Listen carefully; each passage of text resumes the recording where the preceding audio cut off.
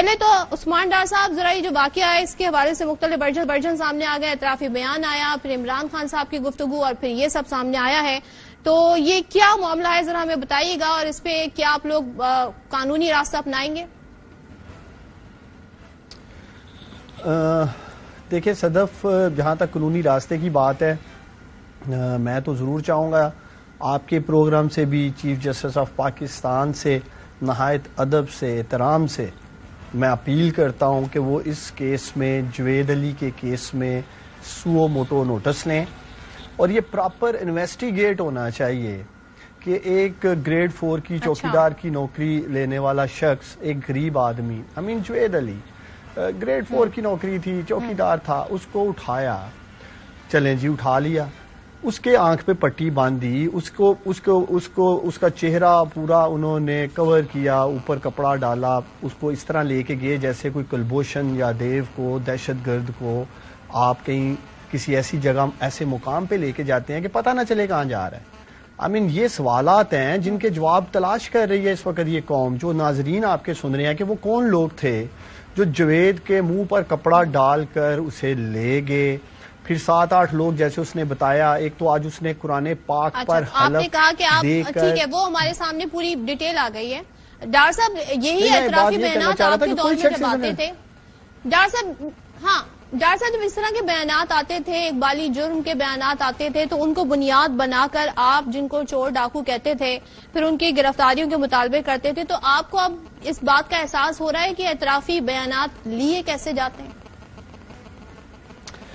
دیکھیں بڑا زبردست صدف آپ نے سوال کیا ہے۔ پہلے تو میں بتا دوں کہ جوید تو ایک مورا ہے، اصل ہدف تو میں ہوں، اصل تو مجھے فکس کرنا چاہتے ہیں۔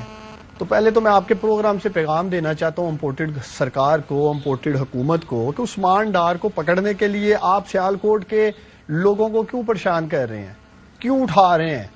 آپ سیدھا ہی پکڑ لیں، مجھے پکڑ نہیں ہے نا، مقصد یہ ہے جوید کو اٹھایا ہے، سرکاری افسروں کو اٹھایا ہے، ایک جہانگیر بٹ نامی ایس ڈی او ہے اس کو اٹھایا، وہ جیل میں ہے، وہ 7 دن ریمانڈ پہ رہا ہے، اس سے بھی کہتے رہے ہیں کہ عثمان ڈار نے کوئی ٹھیکوں میں پیسے کھائے ہیں، کنفرم کرو، اس نے نہیں کنفرم کیا، مختلف چیزیں، مختلف لوگوں کو ایک ہراساں کر رہے ہیں۔ تو کیوں کر رہے ہیں؟ ایک تو میں آپ کے پروگرام سے یہ سوال اٹھا رہا ہوں۔ دوسرا جو آپ نے بات کی ہے صدف، عثمان ڈار کے کسی کک، مالی، ڈرائیور، ملازم کے اکاؤنٹ سے کروڑوں اربوں روپے نہیں پکڑے گئے پاکستانیوں، جس طرح شہباز شریف کے پرسنل، جو یہ منظور پاپڑ والا، مشتاق چینی والا، یہ فلودے والا، کلفی والا، یہ جتنے لوگ تھے یا جو بھی ملازمین تھے شہباز شریف کے، کوئی کک تھا، مالی تھا، ڈرائیور تھا، اربوں روپے پکڑے گئے ہیں صدف ان کے اکاؤنٹ سے۔ وہ اوپن اینڈ شٹ کیسز ہیں جن کی آپ بات کر رہی ہیں۔ میرے بتائیں نا، میرے کون سی کوئی فائنینشیل سٹیٹمنٹیں پکڑ لی ہیں، یا جوید علی کے اکاؤنٹ سے کون سے کوئی کروڑوں روپے نکل آئے ہیں جس غریب کے بچے کو اٹھا کے ٹارچر کیا ہے، ننگا کیا ہے، الٹا لٹکایا ہے، سیدھا لٹکایا ہے، اس کی بیوی کو جس طرح کہہ رہے ہیں برنا کریں گے، بے لباس کریں گے، سوشل میڈیا پہ ویڈیو چلا دیں گے۔ آپ اس کا بیان تو انہیں لرز اٹھی ہے یہ قوم اس طرح کے حالات سن کے کہ ہو کیا رہا ہے۔ تو اگر اسی طرح پکڑ کر کے جیلی مقدمے بنانے ہیں تو ہم تیار ہیں۔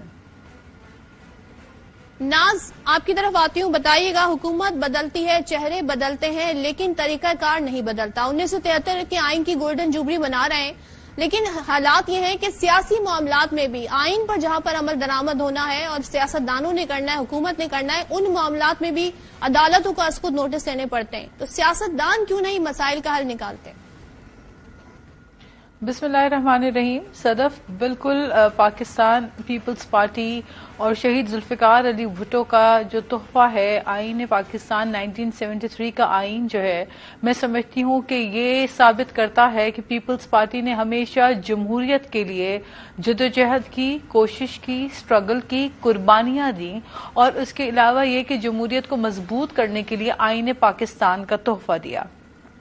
اس بات میں کوئی شک نہیں کہ اگر آپ قربانیوں کی بات کریں تو لگاتار اگر کسی سیاسی جماعت نے قربانیاں دی ہیں ہر دور میں، چاہے آمروں کا دور ہو چاہے جمہوری دور ہو، اگر جیلوں کی صعوبتیں برداشت کی تو پاکستان پیپلز پارٹی نے کی۔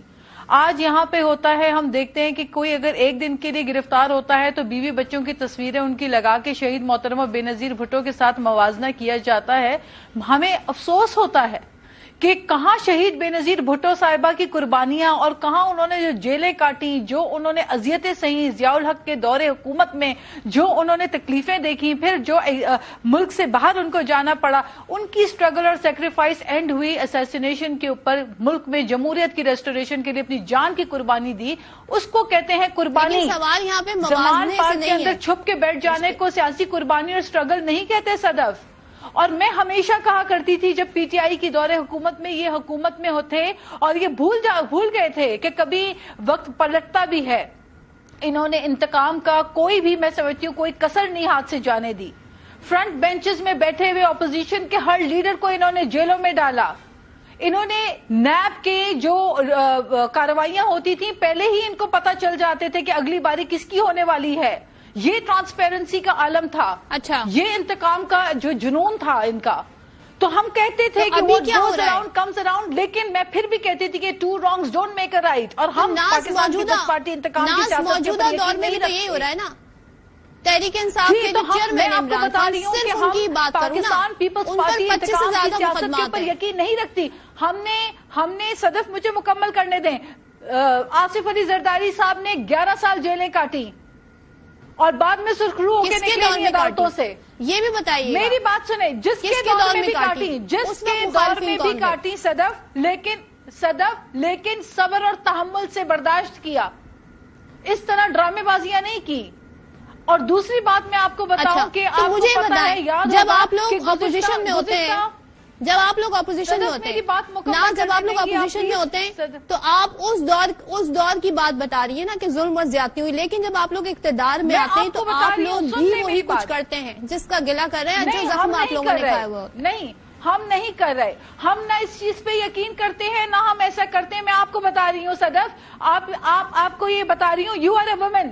8 مارچ ہے, ویمن ڈے آنے والا ہے. ہر 8 مارچ کو ہم جو ہے بڑے وعدے وفا کرتے ہیں کہ ہم ویمن, خواتین کے حقوق کی جنگ لڑیں گے. لیکن آپ کو پتا ہے کہ جب فریال تالپور ایک سٹنگ ایم پی اے کو رات کی تاریکی میں عید کی چاند رات کو آ کر ان کو گھسیٹ کے بختر بندوں میں ڈالا گیا, پورے شہر کے چکر کاٹے گئے, تو پھر اس وقت کہاں تھی پی ٹی آئی؟ اس وقت ان کو یاد نہیں آیا کہ انصاف کیا ہوتا ہے, قانون کیا ہوتا ہے. تب ان کو چادر اور 4 دیواری یاد نہیں آئی. تو میں ان کو کہتی تھی کہ خدا را ایسی چیزیں نہ کریں کہ کل اگر آپ اس چکی میں پسے تو آپ کو تکلیف ہو.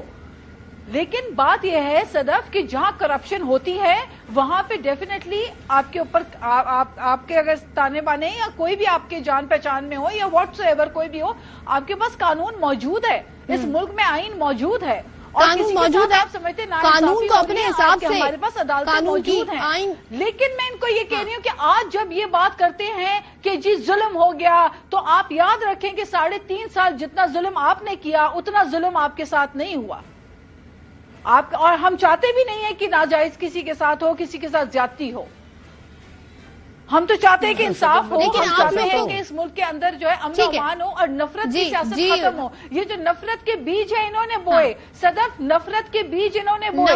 3.5 سال میں سوائے نفرت کے انہوں نے کچھ نہیں اگلا.